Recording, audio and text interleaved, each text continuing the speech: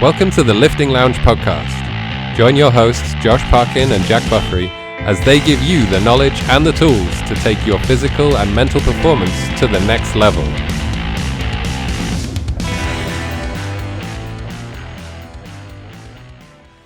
Hello. Fourth time lucky. Okay, I think we're gonna be all right. Okay, we'll find out, I guess. Hello, everyone. Hi, how we all doing? I'm really good, thanks. Yeah, we could hear like that's how big our fan base is. I can ask them on a recording, and even a week and a half before the recording goes out, I can hear them say yes. Yeah, exactly. That's how good we are. Mm-hmm. So before we get going, let's break down the episode. So tips are on flies today, and current news is about a weight loss football club. Fit talk is about something we did on the weekend. Study time is about more wearable device stuff. And our hot topic today, as it is Hallows Eve, Oh yeah. it's how to survive a zombie apocalypse. Fuck yeah! I've been looking forward to this episode for so many months. Yeah, buddy. This is gonna be good. Before we get into that, Jack, how are you doing, man? How are you feeling? Yeah, I'm not bad. I'm feeling good. I mean, we're going to talk about this on Fit Talk anyway, so I won't go too much about the repercussions of yesterday. But I will say that yeah, it's good. It's Monday.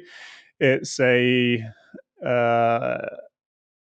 I'm dabbling with a new phase of training. I just tested my 1 rep max deadlift to see what I could get.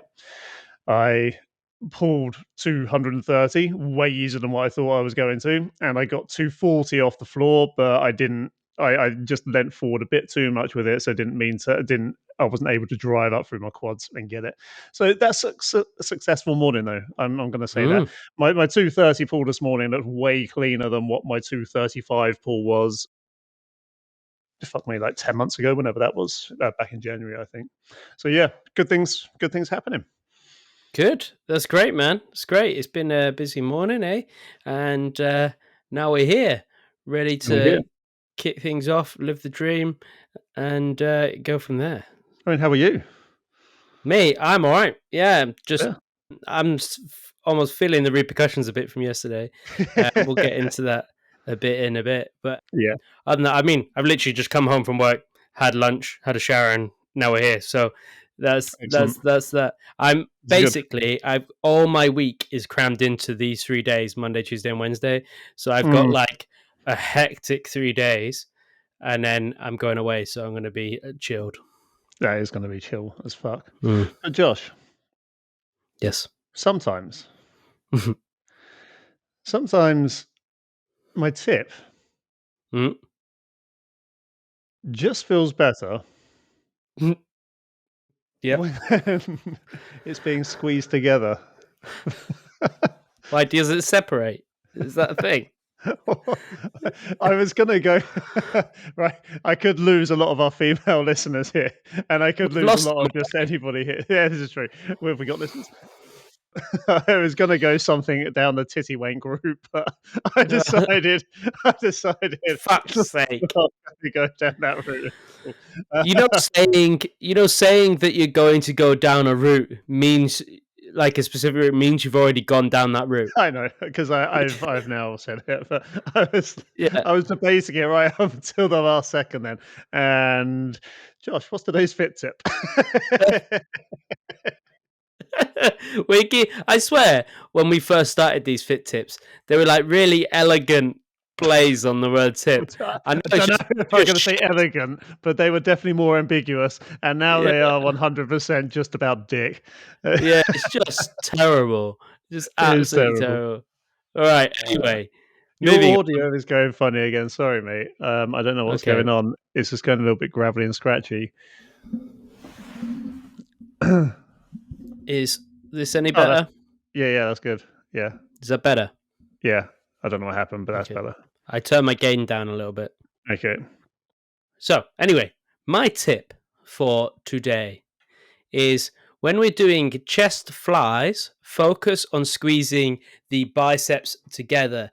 Now, the reason for this is a lot of people do chest flies and they focus on bringing their hands together. And usually what that does is it makes it go into their shoulders, or you end up doing a technique a little bit wrong.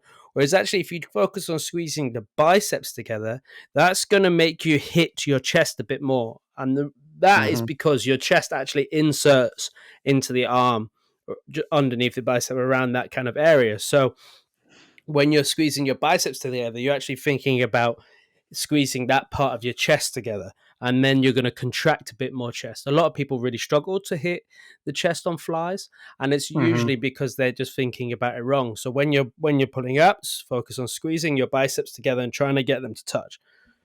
Yeah, that's a really good tip. I've seen a few people say bring your pinkies together and stuff like that as well, which does kind of work. But I've noticed when you actually bring your pinkies together, you're actually not contracting the chest muscles fully anyway, because you're externally rotating the humerus, which is actually slightly lengthening the pectoral muscle. Whereas if you're actually aiming to get your biceps together, then you're going to a bit more internally rotate, and you're going to get the pectoral to shorten, but you're also going to get a little bit more pec minor as well when you're focusing on that and just bringing like almost like the tips of the biceps together. It doesn't have to be fully internally rotated. Yeah. But yeah, definitely get a hell of a lot more squeeze through there. Yeah, 100%. It's just a nice little thing to think about when you're doing the exercise. So you hit more towards the right muscle. So Hell yeah. that is my fit tip for today. That is your fit So tip. moving on. Go on. I was going to say no. It's really good because the chest fly. It's one of the rare exercises where you do actually get a little bit of bicep work. Not necessarily bicep work, but you are actually holding an isometric bicep hold, although it's not contracted. It's like partially lengthened. Whereas every other chest move you do is going to be tricep because you're pushing it away. Yep, there you go. There you go. So get on the flies, people. It's an exercise people don't master that much, and I think it's a good one to use. I think it's really good, and if you do it well, can keep your shoulders healthy, and all of that sort of stuff. So definitely get on some flies. Definitely. So, pardon me. Moving on to the news, and I just ran across this article today, actually, and I quite liked it. I thought it was a nice bit of wholesome content to talk about, and maybe we can discuss about how it's going to work further. But Gloucester, the title is it's on BBC News. Gloucester weight loss football team has changed my life, and this is about a team in Gloucester that have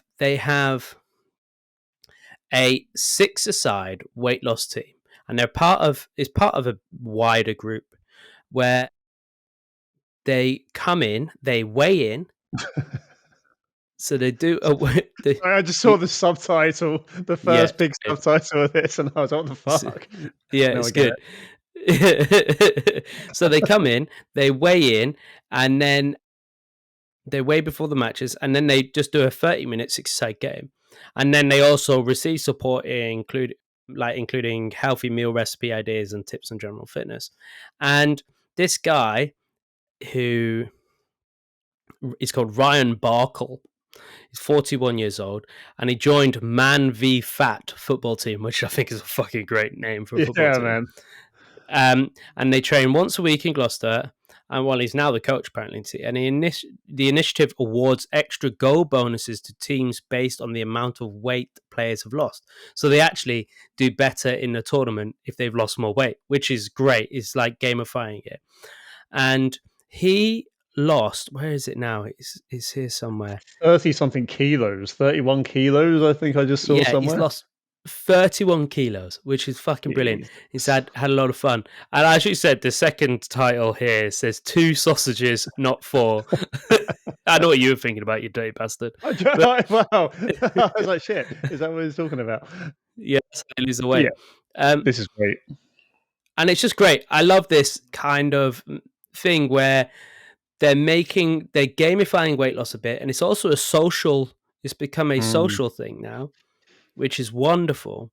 And across the country, nearly 8,000 players are taking part in the football sessions, which aim to help people lose weight. So 8,000 players across the UK, which is wicked.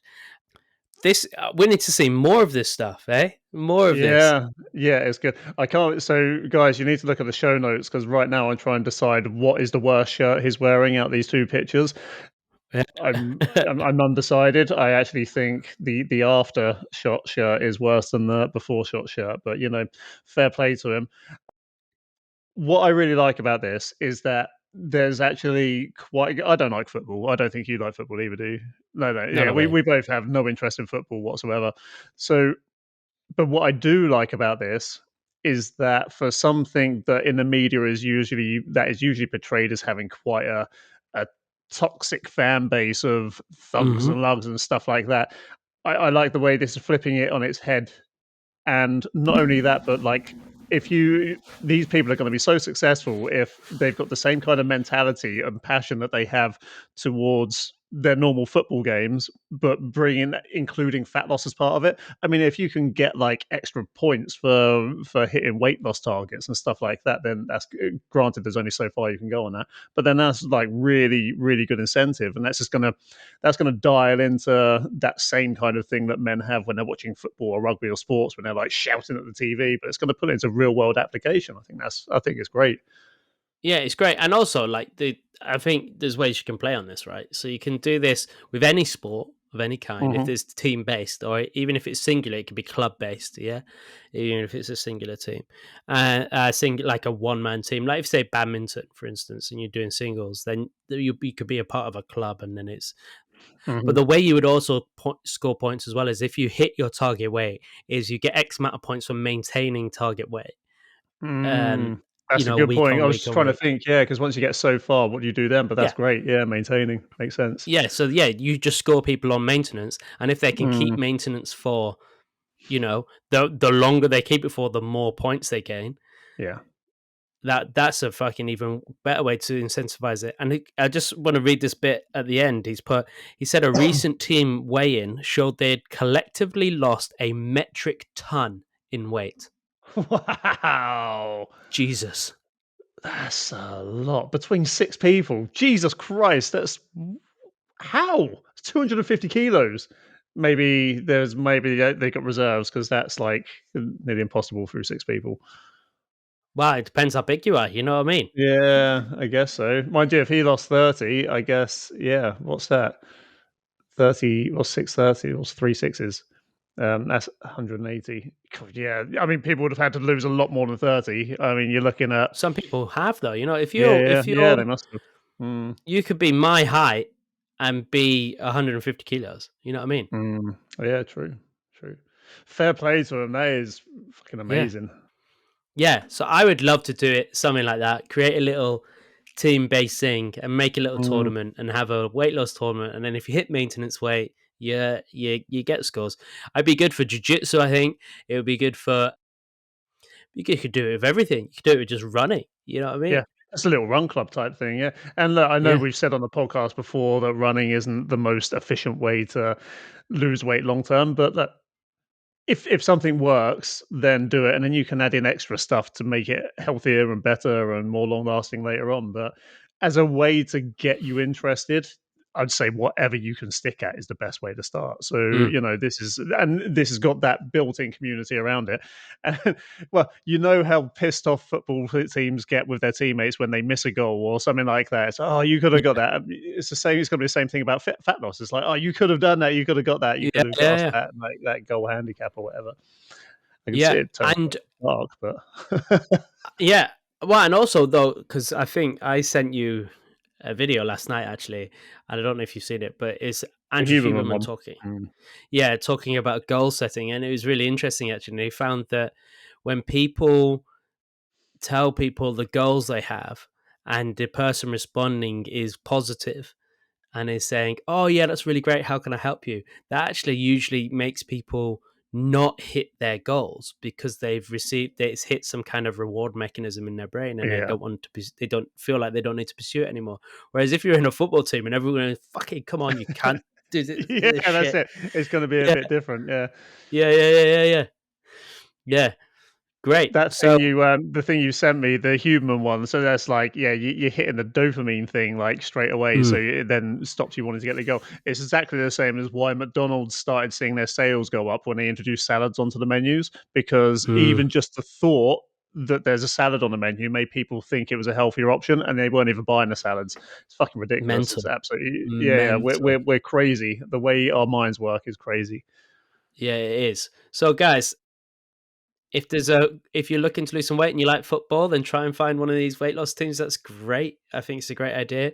Or if you think that it's something your community could be a part of and could start as a way to lose weight and have fun, get on it. Get Yeah. on, and like you said, just not just for football, but for anything. Like, just fucking get Mm. on there. Let's do it. Golf. It would work on golf. Maybe it'd up your handicap. Oh my god, that would be an immense one. The golf. Oh, you could just imagine. No, I reckon. Why do I think that in golf there'd be a bunch of cheating bastards? I don't know why. It's in my head. I bet they would cheat it somehow. But yeah, Mm. that's good. So let's move on to our fit talk. And this weekend, me and Jack took part in a race called the Kernow Killer. Now, if you're not from Mhm. Cornwall, Kernow is the Cornish name for Cornwall. And the Kernow Killer is, some of you may have heard of, Tough Mudder or Spartan Race. Is similar to that, where you have to run a certain distance, but along the way there's obstacles, there's lots of mud, you're running through a wood and a stream, and we're basically running for some portion of it, about 2 kilometers of it, I reckon, in Mm. hip deep mud. Like it was. I tell you what, it was loads of fun. I had a great Yeah, time. yeah, I loved it. And I'm just going to put a couple of disclaimers on here right now. First of all, it was supposed to be a 5K, but I think Hmm. the anyone who was wearing a watch, it registered at over 8. Hmm. I don't know why. It just did. Yeah, So whether it's just like the side to side, the zigzags and stuff like that, they didn't measure it out properly. I don't know, but it was a fucking long way. I remember we got to a point where we said, like, where are we? And someone said, oh, you're about halfway. I was like, what? yeah, I was like, Jesus, that's mad. But man, it was really good fun. I enjoyed it. yeah. It was a great time. I had a really good time, and it's something I love. Again, I think and everybody that got involved as well. Everybody did it. Really, really enjoyed it. So what I would suggest to people is anybody that's not done anything like this before, like, and I was worried about it, like these obstacle races with like 5K, but you wanted to try it, definitely do it, especially if Mhm. you're worried about the running aspect of it. So we ran like 8K, and I hadn't done any running training. And to be honest, it was easy because quite a lot of the time there's a lot of Give up. rest, especially Yeah. depending on who's in front of you. You Yeah. know, it was such good fun that I'd recommend it to anybody. Yeah. Yeah, I really would as well. I think, yeah, the running is not even it didn't even register on my radar because it wasn't there wasn't that many big parts. I think there was only one slightly Mm. runny bit. Everything else, you were wading through hip deep mud, through streams, clambering over obstacles, you climbing through tunnels, all of that sort of shit. So yeah, you really it's a completely different feel to going out for a run. And if you are on the fence about doing it, I highly recommend tuning into the next episode, 87, because the hot topic on that is going to just readdress your mindset a little bit more about it. So, yeah, it's going to be Awesome. good. What was your favorite part about it, Josh? Do you know what? My favorite part was the mud. I absolutely Yeah, loved I it. was thinking a lot of people said it was too much, didn't they? But I was like, Yeah. this is fucking great. I was like, oh, yeah, So I haven't got kids. I know you haven't as well, Josh. And we were Mm. split into groups. So I was with I was bringing up the tail end. I was sticking with the people at the back. You were ahead with the people at the front.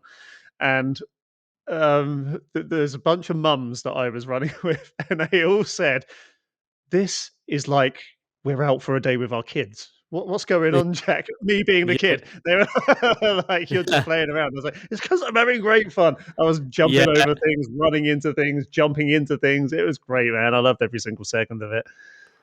Yeah, it was so good. I liked also I did like they had a few like slip and slides. I quite like going down the slip and slides. That was just fun. Mhm. But no, I Yeah. just enjoyed it, and I was like, it's been a while because I haven't been doing jiu-jitsu. It's been a while since I've been able to do anything that needs me to be a bit agile, and it was Mm, nice knowing that I still could be. So like yeah. there was every hay bale I was jumping and like commando rolling over and doing all of that sort of stuff, and just because I could, it was just like you Mhm. said, we're like being kids, and Yeah. I just like that aspect of it. The but the mud bit was really funny. It was just a funny thing because we were all just like falling into hip deep mud without realizing and throwing mud at each other. It was hilarious. It was really, really good fun. I think, yeah, I genuinely think everyone should do it.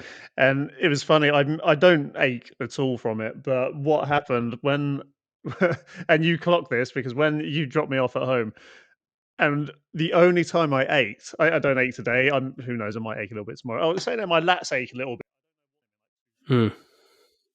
But yeah, the the only time I ached was actually stepping out of your car when you dropped me off home yesterday. I was moving just like a little bit stiff, and then I was fine Hmm. by the time I walked down to my house. But yeah, it was that. Today I'm fine. I don't feel tired. I I am curious to know whether I don't even think it did because everyone was just having fun. But I'm wondering whether my ice baths helped out a little bit with that as well because I'd done my ice bath Hmm. this morning and I've been doing all that sort of stuff previous. So who knows? But I think it helped me with the cold water. Yeah, I think my only thing is, so I did take a chunk out of my leg, um, where I jumped in and it was like a concrete slab in mud, and I shinned it. But I'm slightly worried because it might be a little infected, so we'll find out. But Oh, that'd be nice to because squeeze that out later on. yeah, it was literally because we were like just trudging through mud, and then I took a chunk out my shin, and it's gone to the bone, and then Mhm. also just in mud the whole time, and you don't know what's in that. So I might have come away. I might get sepsis and lose my leg, but I might be all right. So we're Yeah, fine. so just for reference, there are cows in the field, and the streams and stuff, being streams, were at the Hmm. bottom of these fields. So there's going to be cow shit and piss in there. Like there's no two ways about it. So yeah, that was definitely nice. So But yeah, typically, Jack, typically we've done this, and I'm already thinking about other races, right? yeah, I'm so. I would like to definitely do another one. I know. So the only other one I've done other than this was the Warrior Run, and that was good fun. That was I've done that with clients as well, actually. But I would like to do. I know you've done a Tough Mudder. I would definitely like to do a Tough Mudder.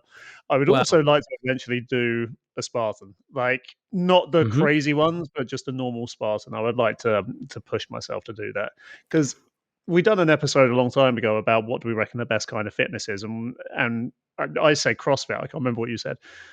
hmm And I still kind of hold down to that. I think CrossFit would prepare you very well for something like a Spartan, but also just the hmm Spartan training itself and training for that, I think would be a really good shout. I've actually got a couple of mates who are very much into the OCR scene, so it might the obstacle course racing scene. So it might be worth having a chat with them and seeing if they maybe pop on the podcast. So on that note, though, I've got it up here. So Tough Mudder, Hmm. they've got loads of runs next year, but Tough Mudder have different options, right? So they have the standard Tough Mudder race is 10 plus miles, 20 plus obstacles. Okay. However, they have Tough Mudder Infinity, which you can choose laps, multiple laps, or they have Europe's toughest mudder, right? July 27th, You've got 2024. to qualify for that, though, haven't you? I think. Um, don't I think so. believe. I You can thought the just toughest register. mudder. Oh, really? I thought you had to qualify for the Huh? toughest mudder. I know there is one you have to. I might be wrong though. Yeah. So it's a 12-hour experience. That's a Fucking bit hell. gross.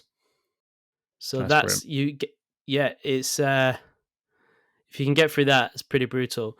And Spartan have one in the Spartan one is 21 kilometers.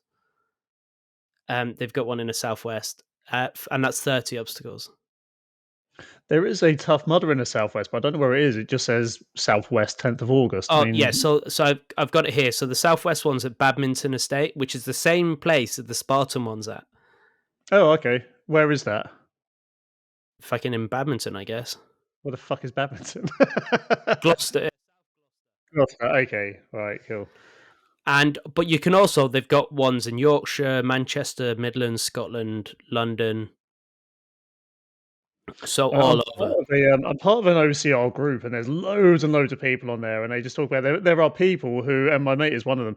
There are people that were people that had like travel around the country for all the and travel around the world for these things. To be honest, Yeah. so yeah, I'm very much up for.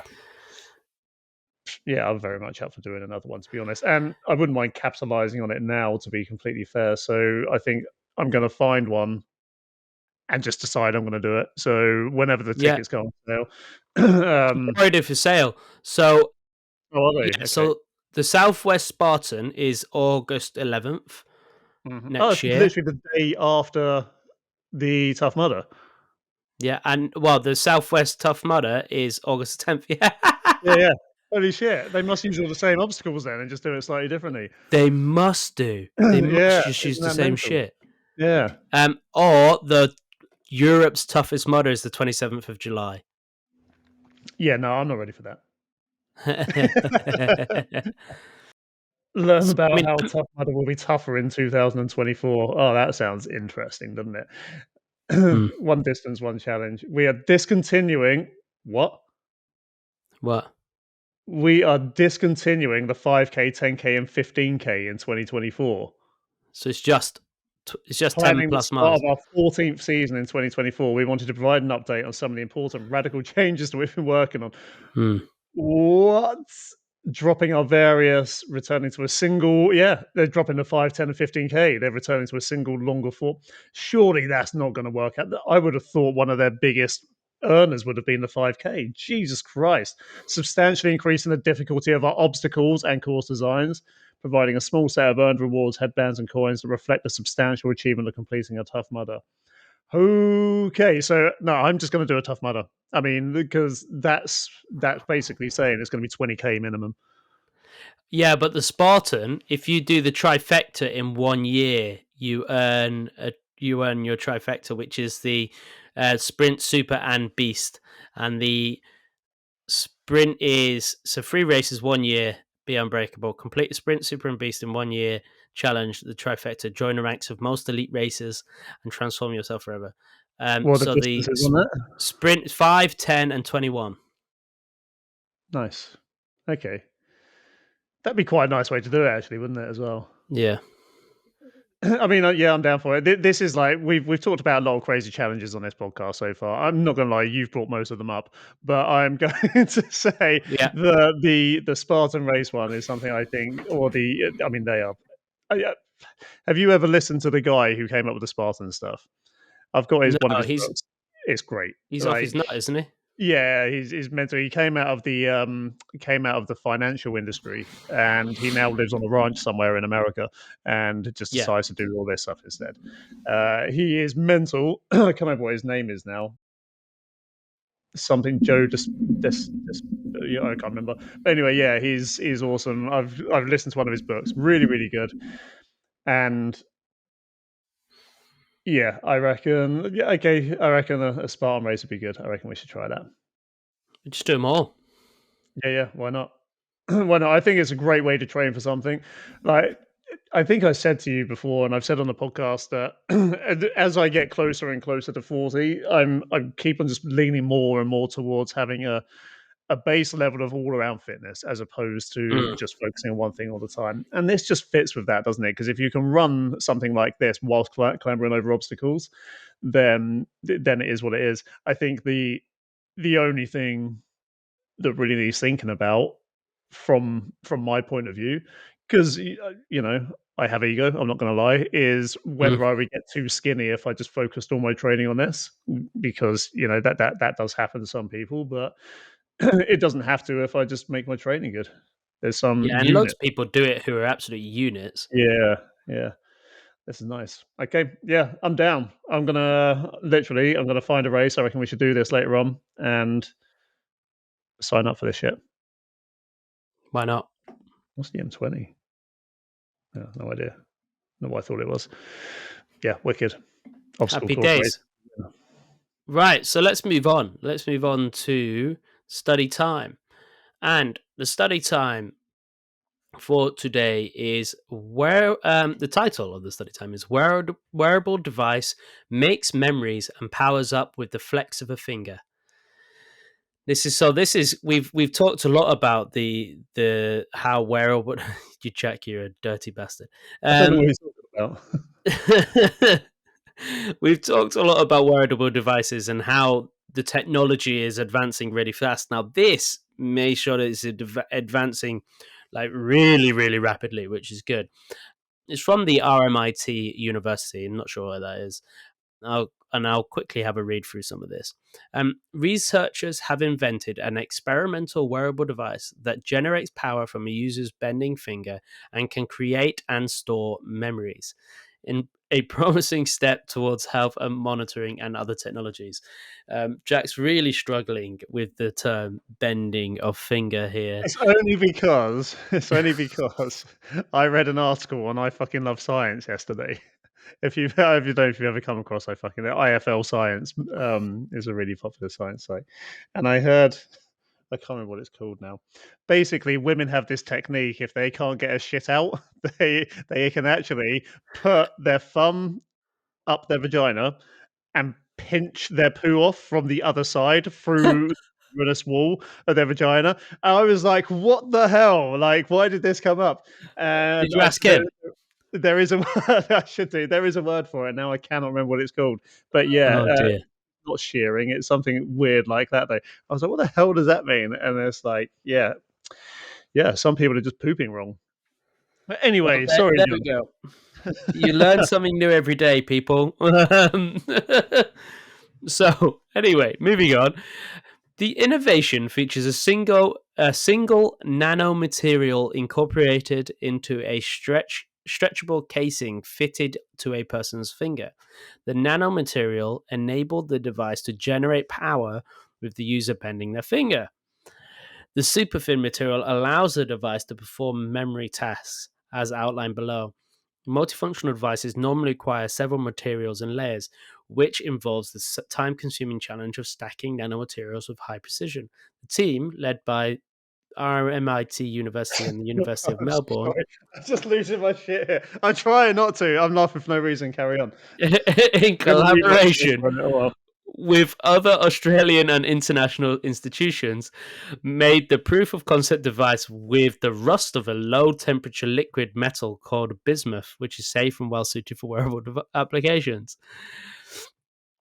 Senior lead researcher Dr. Ali Zavabeti said the invention could be developed to create medical wearables that monitor vital signs, incorporating the researchers' recent work with a similar material that enabled gas sensing. And memorize personalized data. Sorry, Jack's muted himself, but he's just fucking pissing himself because I said gas sensing. No, not just that, and the rust. I mean, come on. It just goes so well with what I just said. Carry The innovation was used in our experiments to write, erase, and rewrite images in nanoscale, so it could feasibly be developed to one day encode banknotes, original or authentication services, said the person, an engineer from RMIT and the University of Melbourne.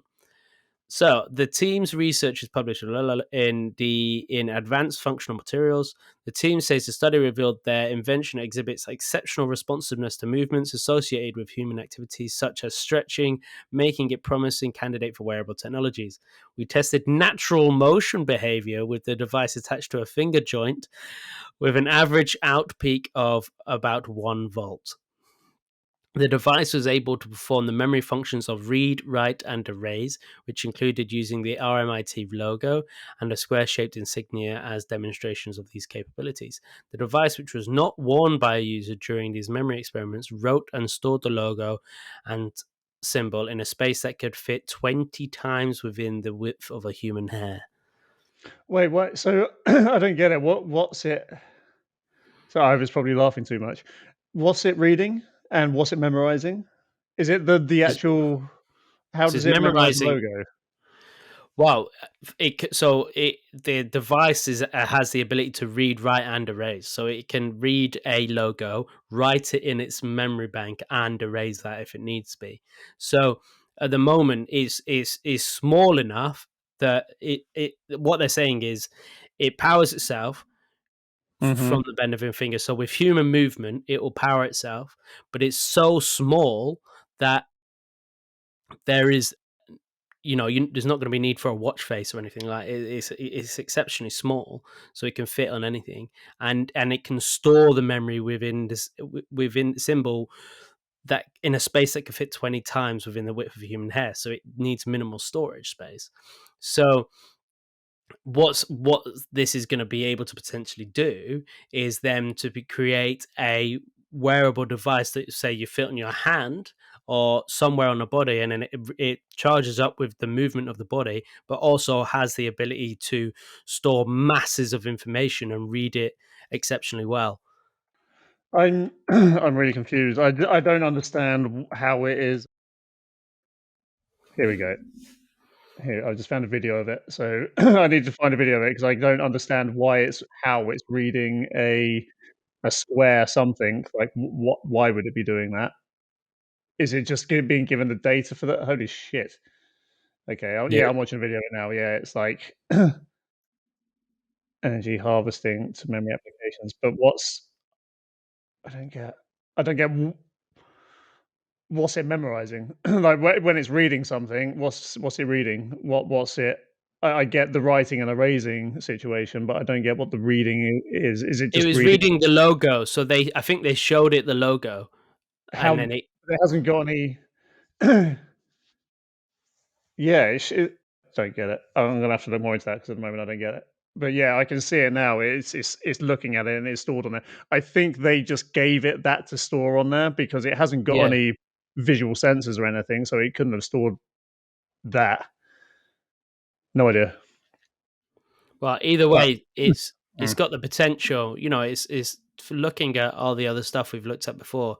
It's got potential to be oh big fuck yeah. time. Yeah, just imagine like I'm not being funny, but what other parts of your body that could be used for as well, and like that genuinely could be. I, I'm not just talking about genitals, although although it could be really good for it could be interesting for that sort of stuff, just in terms of men's impotency problems and stuff like that in Mhm. relation to stress, like what's going on with Yeah, blood yeah, flow versus all of that sort of stuff. But yeah, no, yeah, it could also be like the wristbands and even like Mission Impossible where they have those sticky things that actually change their voices that they just put across their throat, like stuff like that, but not for yeah. changing people's voices, but for actually Mm. measuring the vital signs. You could just essentially be wearing a little plaster that measures all your vitals and have it maybe just on your chest, so it gets a more appropriate heart Hmm. signal than like a wearable watch does. So Yeah, that is cool with all of that stuff in mind. yeah. So we'll see. I guess it's going to be a while till it's got anywhere, but it's another thing. Yeah, We could be having nano layer of tech just stuck to our skin and be reading all our vitals. yeah. Why the hell not? Oh my god, it's just recommended me a load more videos from the same place, and yeah, they're up to some crazy shit. Yeah, yeah. Interesting. So let's move on. Nice. Hmm. Let's move on to our hot topic for today. I'm excited about this one. And I'm very excited about this one. yeah, so our hot topic today is how to survive a zombie apocalypse. The results I want for you today is to prepare you for the inevitable zombie takeover because it's going to happen. My drivers are because failing to prepare is preparing to fail. And the actions are we're going to outline the best fitness strategies and more. We're going to have a bit of an open ended discussion on our best security and weapon strategies as well, because why not? Mhm. I So, like it. Jack, as always, this is more, I think it's going to be our biggest discussion one yet. So, we first, I'm going to talk about fitness strategies because Mhm. I genuinely think these are the best fitness strategies Okay. for zombie apocalypse. You can tell me what you think. I might just do is list mine off, and then you can tell me if you agree or not, and then I can go Okay. into why. Yeah, that works. So, what I think are the best fitness strategies for the zombie apocalypse are rucking, short to mid distance sprints, kettlebells and maces, and calisthenics. Yeah. So, I'll go into why in a minute, but I want you to say what you think are and if you've got any differences. So funny enough, right? I have a bit of an issue with the way CrossFitters do pull-ups Hmm. because they're kipping pull-ups. That being said, I've always said that this is the one justifiable reason to do it because if I'm being fucking chased by a zombie, I'm going to be getting up on top of something by any means possible. Hmm. With that in mind, I'm going to say CrossFit plus your top one, which is rucking. Yeah, yeah, I, yeah, I yeah. reckon, like, yeah, CrossFit because I mean, to be fair, you've got calisthenics in there, which is one of the main reasons I'm coming from a CrossFit kind of standard. But Hmm. as long as you can fuel yourself enough for the CrossFit workouts you're going to be doing, or any type of workouts you're going to be doing in a zombie apocalypse, then yeah, I genuinely reckon rucking plus CrossFitting is going to be your best. Yeah, but making sure that you're getting all of not just the, I'd say to be fair, the Olympic lifts are probably some of the least important stuff you want to be doing. It's Mm. more the gymnastic stuff in the CrossFit. Yeah, Although clean and jerking stuff could possibly be quite handy for like lifting up sandbags, lifting up like barrels of excuse me, whatever. And yeah. yeah. Okay, so we'll go into rucking first, and rucking is an obvious one. And I think rucking, in terms of an apocalypse situation, is literally the reason for it is if you're traveling long distances and you've got to carry a multitude of stuff, then yes, rucking's Mhm. a great thing to get good at, is being able to travel distance under heavy load. Yeah, perfect. And it is exactly because I mean, we need to I feel like we almost need to set a scenario right now so we can apply all of this to it. Right, okay, Okay. so all right, wherever you are right now in the world, the zombie apocalypse has just broken out in a weird unknown research facility in Wales. Wales, yeah, yeah. There is a CDC place in Wales. So let's say it's broken Oh, out in Wales and the zombie apocalypse has started there. Now, we don't know how far it's spread yet, but let's say we've just had a media blackout.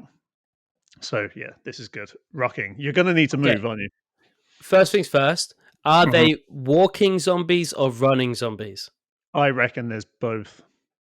Because I just may like walking Yeah. zombies. I'll have a fucking well of a time. Running zombies, I just don't know if I can fucking deal with that. You know what I mean? Mm, Because it you got to depends. think So, about this.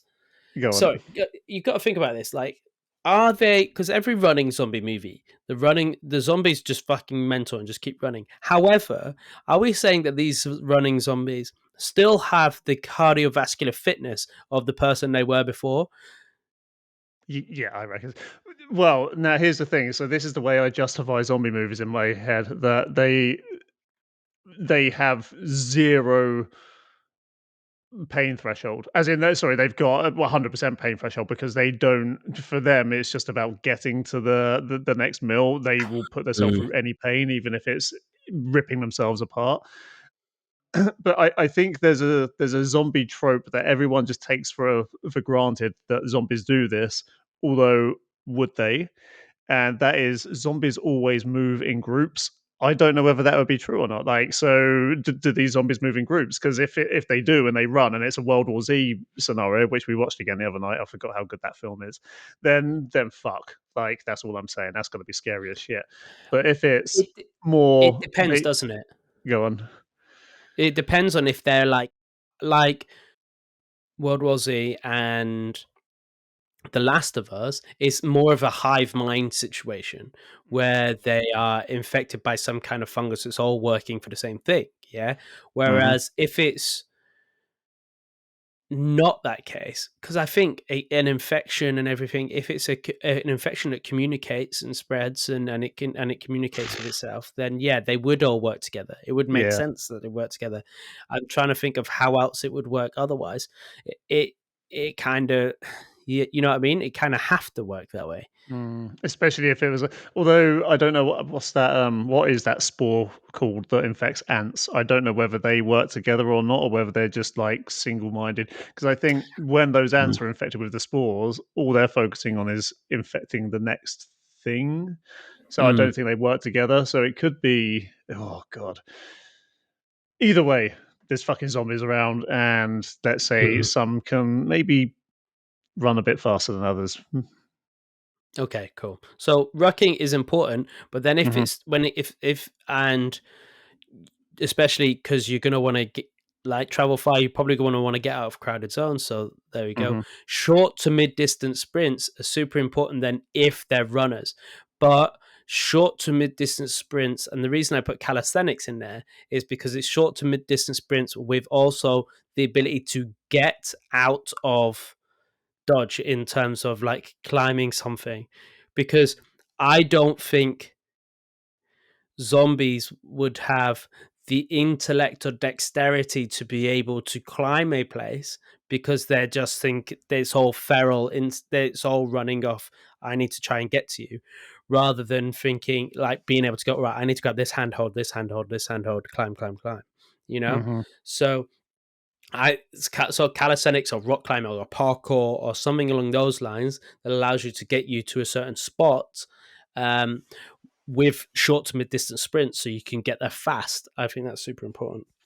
Yeah, like the T-shirt used to say, the zombies will get the fat people first. So if Mm, you're if you're fit and you can jump and run and do all of that stuff, then yeah, you are mm, going to have a much better chance of survival. And the other thing to think about is, of course, other humans, and you want to be able to be more dexterous throughout your body than the other human survivors are, because who knows if those fuckers are going to turn on you at the end of the day. mhm. Yeah. Now, Jack, the reason I say kettlebells and maces, working with those, is I think you're getting the best. Oh, what's the fucking term? Where best bang for your buck when Hmm. using weapons. If you're using hand to hand weapons, kettlebells and maces are going to build up your shoulders and Hmm. your core the way you need them to work. If you're going to be using a axe, a sword, any kind of weapon that you've got to swing multiple times, then kettlebells and maces are your best mates. Fuck yeah. Yeah, you want to have that, just a load of halos and mace thingy rounds, what they called. Is Mhm. that still called a halo? We do it with a mace, I don't know. No idea. Yeah, all of those sorts of things, they are going to want to be well in your repertoire. Like you said, n- everyone thinks they'll have a gun in a zombie apocalypse. Like, I bet 99% of people in the world wouldn't know where to get a gun from to start with, No. unless you live in America. But yeah, it's very, you're going to want to have healthy all round shoulders just for everything, let alone like kettlebells and maces. They will allow your shoulders to be able to deal with like climbing and vaulting stuff as well as the calisthenic stuff. So that plus the weaponry, I think that is a great shout. Yeah, yeah, because like you said, unless you live in America, like you're not going to be getting hold of a gun any easy, or unless you're a Hmm. farmer, Yeah, and then you're only getting like a 22 rifle or a fucking shotgun. So, yeah. um, yeah, you're gonna want to be proficient in being able to swing something around a lot because Hmm. it's going to get pretty close. So that's my kind of fitness things. What people should be, if you're worried about it, this is what you need to be doing. Lots of heavy carrying, lots of cardio, and lots of jumping around, jumping up stuff, being able to lift your body weight, because that's really important. Yeah, being able to climb up stuff Hmm. and pull yourself over.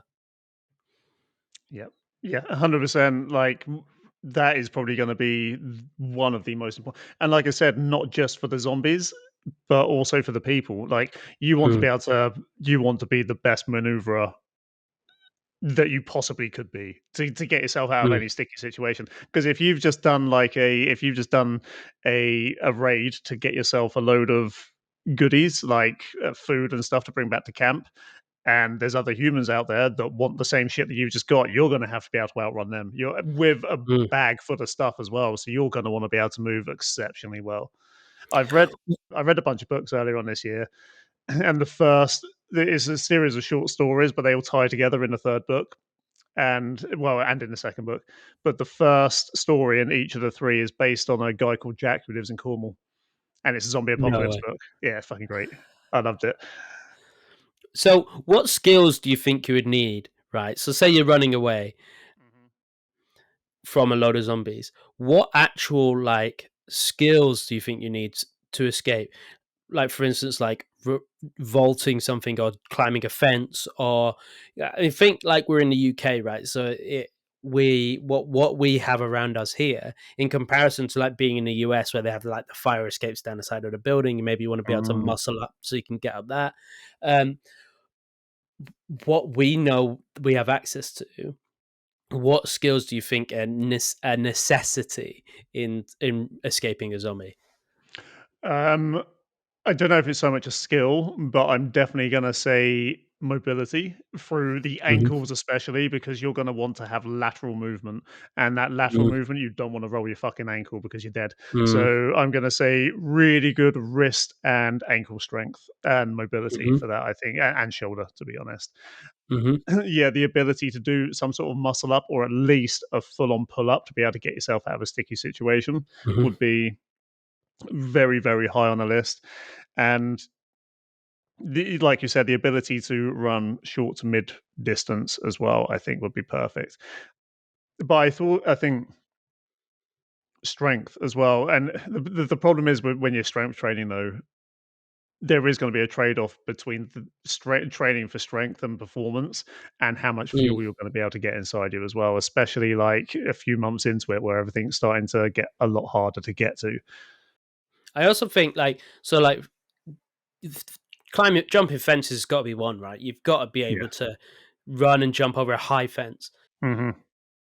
And even if it's just like learning how to run up it a little bit before you jump Yeah. over, that sort of thing. Because I was surprised by how many people weren't able to do that at the kind of killer on the weekend, and that's something I just always maybe I'm just a little thief, but it's something I've always been able to do.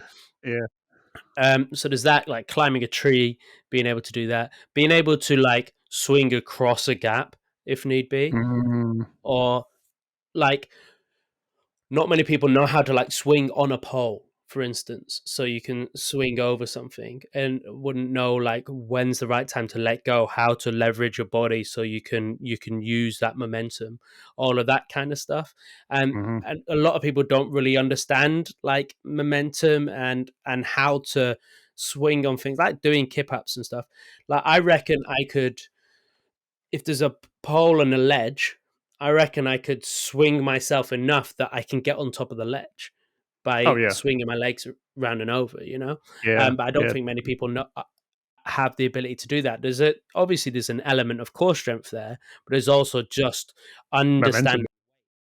Yeah, Mm. yeah. One of the things I do, so the other gym at Stillions that I work at, I I swing myself off the chin up bar to get on top of the container to take photographs. So I'm Mm, like I already know I've got that movement in my skill set, which is just it is a mm. good thing to know. I would also say balance would be a good one as well. Like just being able to balance because you never know, you might need to get on some sort of beam or climb up onto something, or just even just clambering over the railings. You're going to need some sort of balance for anyway. So I think that'd be a good thing to do is balance work.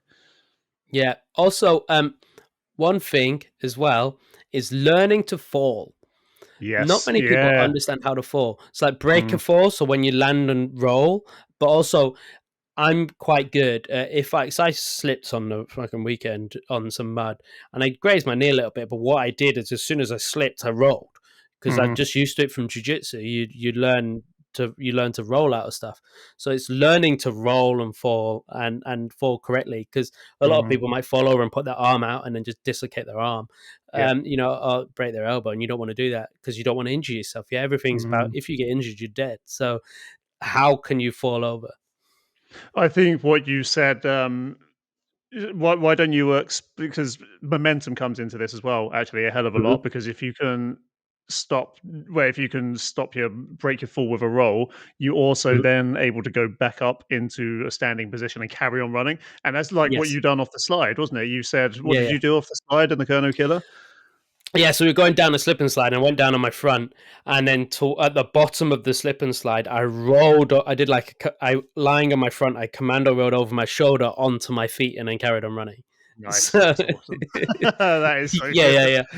yeah, it's cool. So that's a Mm, common thing. So learning to, you can just do it from standing, learning to commando roll, and that's like over your shoulder, and mm, then once you understand that movement, so now I could dive commando roll if I wanted to, mhm, because I just know how to do it now. And then anything now, if I fall over, I know, all right, just roll over my shoulder. Just it's automatic.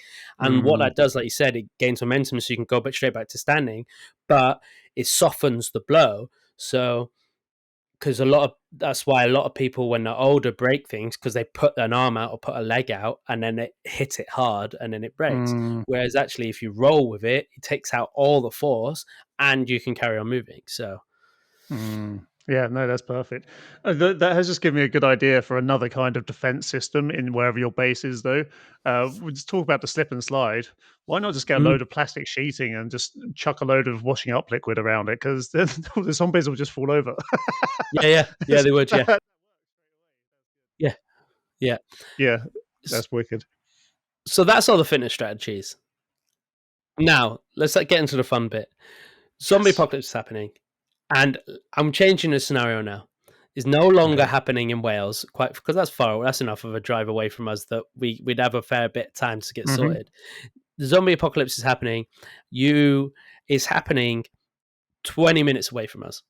Okay. So let's say You Truro. Okay. Yeah. Yeah. Truro, you've now got to move. Okay. You've got to act now. You've just found out it's happening 20 minutes away from us. Oh, actually, no, sack that. We go in proper zombie movie. Yeah. You wake up and there's like loads going on the news, and you look out and somebody is running down the road and a zombie just jumped on their back. Now you have to act. What do you do? So, first thing I would do is so where I live, very, very few people know where I live. Literally, I would say I could count them on two hands about where I live. I could easily secure where I live to be zombie proof, but I reckon I could get away with staying there for like 2 months before the people start getting very interested in their place as well, because that's when everything else will start. Like they'll start searching for stuff. But I can secure where I am, so I would just make sure I've got food and weapons. So we've got a because Asda would be rammed, wouldn't it? That's the problem. And Hmm. if you're in a supermarket and it's rammed, all you would need is one person to be infected in there, bite another one, and the whole place goes to shit because you're not getting back out. So Mm-hmm. I would probably do more of a village shop than I would do a big supermarket, and I'd go back to the supermarket like when everything good would be gone, but I could probably pick up some more rice and pasta and stuff like that. But also, I don't know where it is, but I would find out pretty quickly where the nearest where a supermarket warehouse is, because usually where Mm. supermarkets do deliveries from isn't the same as the supermarket. So that's another thing I would do. Yeah. Because that's Hmm. the hardest thing, right? It's food Yeah. and water and shelter. I think for me, I live in the sticks, so Hmm. I live in a town in the middle of nowhere. And the problem with me is if anybody tried to leave the town, it would clog it up. So I live where I live. There's like a country road in and out of the town, and if one person's driving slow, it basically blocks everything. Yeah. So I couldn't really leave. It wouldn't Mm, be a smart idea to get in the no. car and leave. So I'd have to stay in the village. So my house is okay for the minute, and the village is okay for the minute, unless somebody gets infected in the village. But I'm at the top of the village, so I've got area around me that I can escape, and I've got enough stuff I could kill people with in my in my property. So Hmm. that's fine. I think the biggest problem for me is going to be food and water. And there's only two shops in the village, and there's enough people in the village. And if they're smart, they're not going anywhere. They're going to stay in the village and go to the shop. But Mm, there's a lot around me of like farm animals, deer, rabbits, stuff mm, like that. and I'm not far from woods, like multiple woods and big bits of land. So I'm potentially like securing the house and either bringing Rachel with me, or I'm going out getting food and coming back, or securing the house, leaving Rachel here, going out getting food, coming back. Yeah, I think that's what it would be. I think I would take a massive, somehow, I don't know quite know how I would do it, but I would do it, a massive net and go get as many carp out of Argyle Lake as possible Yeah, and whack them in the yeah, freezer. And I'm wondering, because people would be thinking so much about food, I would probably go to B&Q or another hardware store, like one where you're actually more of a mm, tradesperson one, and pick up a couple of generators as well mm, to keep stuff going. So I actually Googled this the other day. I was like, how long before the internet goes out? And it's more just a case of maintenance. So they reckon best case scenario, after complete shutdown of everything, as long as you had power, you would have the internet for about a year. That's the best case oh scenario. But wow, it's more likely going to be 3 to 6 months. Because I got Starlink as well, that means I don't have to. It's satellite based, so it's going to last for a little bit longer. So yeah, I reckon I reckon I could just have a bit of internet to do some stuff that I needed for more research. But the other thing would be fuel. Like if I wanted fuel to run mm, a generator with, I would want to get as much of that as quickly as possible, like ASAP. I'm not sure how I'd do that. I'd also have to yeah, kill our chickens because they're noisy fucks. yeah, yeah. Mm, That's food, isn't it? And mm, that's all right. I agree that going to B&Q is probably a better idea than going to Asda, yeah. just because there's tools and stuff there you can get. Power is a problem. Also, like, do, do you get ready now? Like, I know people take the piss out of preppers, but also the other side of prepping is that you actually end up building quite a um, energy saving Yeah. property. You Yeah. know what I Yeah. mean? So like Mm, water containers, you get loads of water containers, you get loads of all this stuff. So you start. How do you? That's actually not a bad idea mhm. to do No. all of that. Like I've thought about this so much, like this zombie scenario kind of thing. Part of me would be like, do you know what? I would love to be taken to an island somewhere if I was like a multimillionaire and try to live 6 months of my life like it is a zombie apocalypse. Like have Mm, people there being zombies, have just me and Kimberly, like almost like an exact replica of the setup we've got now. How would we deal with it? I would pay if I was rich, I would pay good money to go through an experience like that. I mm. think it'd be fucking great. What kind of weapons would you have? So it needs to be something that's light, and fast. I think too many people often think they need something really big and Mhm. something and actually, you'd be surprised. None of us are conditioned for swinging weapons around, so it'd be too hard work. Like if I've got a sledgehammer, if I took that sledgehammer around and tried to kill all the people, I'd be knackered Yeah, in you'd the be first fucked. two people, and I'd be Mm, fucked. So it needs to be something light and fast. I imagine like you want something one to keep them away, and then something short. So mm, there's something to keep them away. I think like some kind of spear or something like those would be quite good, or a light, longish sword, mm, like a samurai sword. And then in terms of close, like hand axes. mm. To be fair, yeah, I mean, even a fucking rake, like a Mhm, rake, even with the, as in like a solid rake, not a garden rake, mhm, just to push them away with would actually be really, really handy. That would be quite good. I've always said the same thing. I would never go for sharp in a zombie apocalypse because I just reckon the blade or the edge of the axe or the sword would get caught in bone and it would get stuck. mhm. I would always go for blunt, and mine would be two baseball bats, one long one and one short one, which I actually already happen to own. And then I would I would also have my bow and arrow, which again I've also got. So have you now. So I think we should get practicing. Yeah. And I do have some hand axes and stuff, but yeah, I would be more inclined for blunt stuff, just so you can cave heads in and not worry Mm. about it getting stuck in bone or something. Because the skull is fucking really hard, so I it'd be would use a quite. hammer. I would use a hammer over a baseball bat, I think. What kind of hammer? Just a fucking hammer. That's way too close, man. I'm like a proper baseball bat. You got 2.5 foot extra extension on your arm. Yeah, but the thing is, Like, it's got to be a real solid baseball bat. No, yeah, Because like a titanium one, like a light metal one, not oh, okay. not like a thingy one, yeah, because that could break. Which I don't have. I don't have a titanium one. I actually have two wooden ones, but yeah, I would like to have. I'd probably go to Sports Direct and grab like titanium ones and just hear that Mm, satisfying clonk whenever you smack yeah, something in. Well, one of the things that annoys me about zombie films and stuff like that, and this is really getting away from the fitness stuff now, but it's getting into anatomy, so it's kind of relevant mhm, still, is that people shoot for center of mass at a zombie because that's what people do. Like that's what the army do. They shoot for center of mass, which is the chest. But that's not going to do fuck all.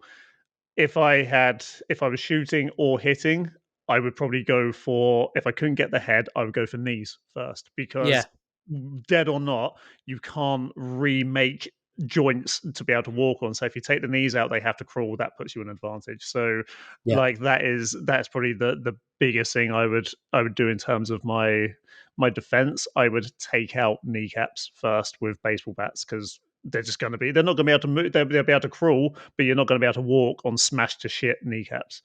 No, true. The other thing that we haven't really talked about, and somebody mentioned the other day when we were talking about it at work, and then saying about how you probably really the best people are going to have a, a team around them. Yeah. So it's all great us thinking that we'll survive like just me and my wife and you and your partner. Hmm. That actually probably wouldn't be the case. We need other people around us, Yeah. different expertise. So what expertise do you think is the best? I'll list off mine and then you can list off yours. Hmm. Um, I think obviously some kind of medical professional or even like somebody just with knowledge of how to stave off infection, what Hmm. n- what stuff you can how they can what I would say is a medical professional who's gone and worked in a third world country and come back because they have an idea of what stuff how they can look after people with minimal stuff. So when I was working at the Hmm. hospital, a lot of the agency nurses were from Africa. So they worked in some of the worst hospitals in Africa, and they said they understood how to save people with basically nothing, Hmm. not just all these meds. Whereas some doctors may only understand all the meds they've been given. So Mm. somebody who's a medical professional who's worked in a country where they've needed to use minimal stuff, that would be good. Um, an engineer of some kind that's good with electronics and good with engines and stuff like that. So some kind of mechanical engineer, somebody who's like really like physics and electronics based. Mhm. I've already got a guy for that. Um, so who could who would understand how to like set up a generator, for instance, or hack into your housing system to then because there is ways of just creating free energy. We just half the time you're not allowed to do it, or there's so how to do that.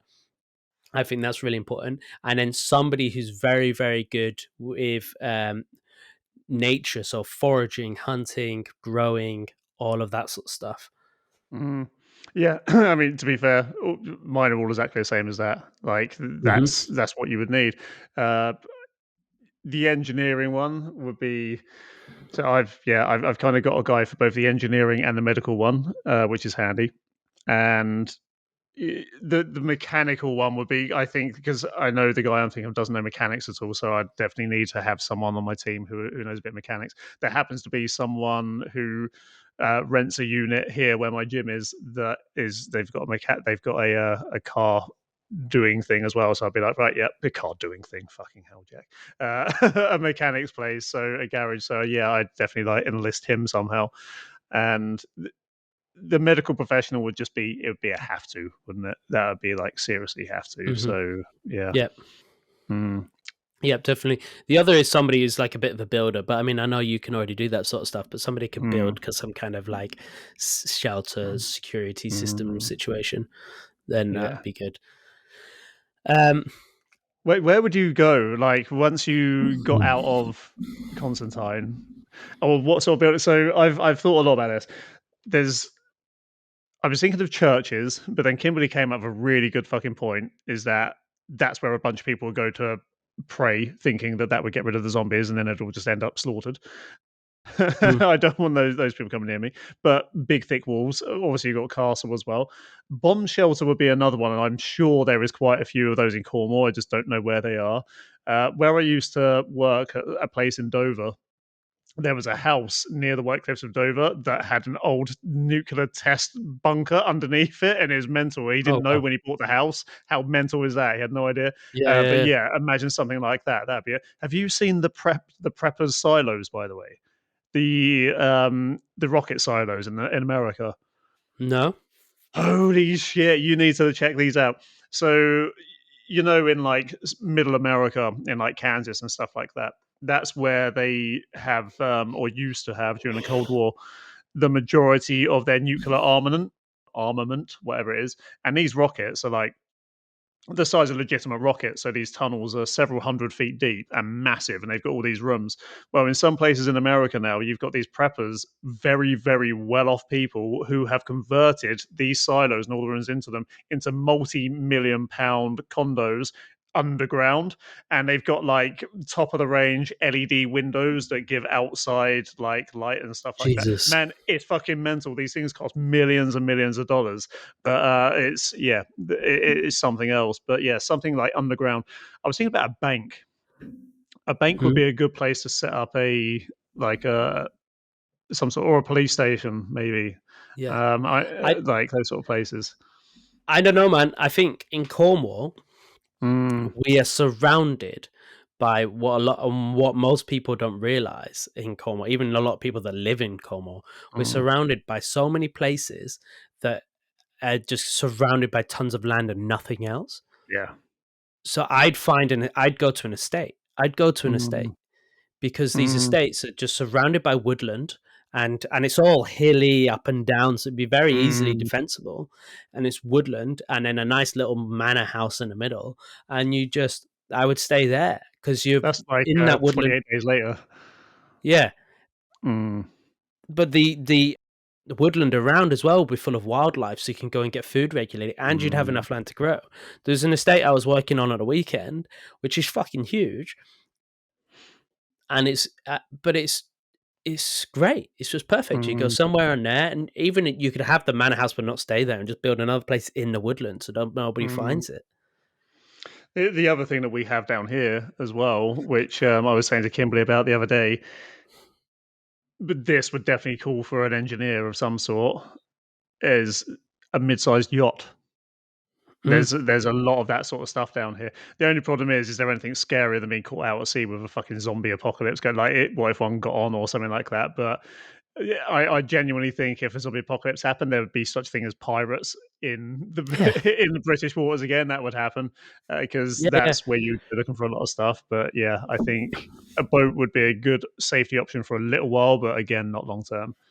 Water's your big problem, then, isn't it? And so unless you Yeah. have some kind of desalination plant on the boat with solar Hmm. power, is going to be that's going to be a big issue.